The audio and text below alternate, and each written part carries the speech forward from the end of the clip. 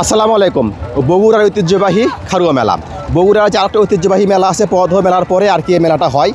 দেখতে পাচ্ছেন আমার পেছনে কিন্তু একদম মাঝপট্টি বসে গেছে, অর্থাৎ প্রতিবারের তুলনায় এই খারুয়া মেলা কিন্তু আবার জমজমাট আরও বেশি।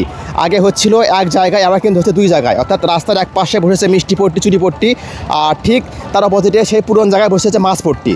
আশা করা যায় এইবারে মেলাটা কিন্তু প্রতিবারের তুলনায় আরও জাঁকজমকপূর্ণ এবং বড় হবে। আর এই মেলাটা অনুষ্ঠিত হচ্ছে বগুড়া শাহজাহানপুর উপজেলার এই জালছুকা যে ব্রিজটা আছে সেই ব্রিজের একদম পাশেই।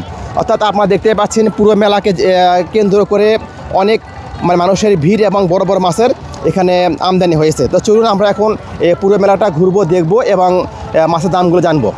এটা ভাই 11 কেজি ওজনের 10,000 টাকা। 10,000 টাকা? হ্যাঁ 10,000। তাহলে কেজি কত হইলো? এটা আপনার 900 কয়েক টাকা কেজি নিচ্ছে।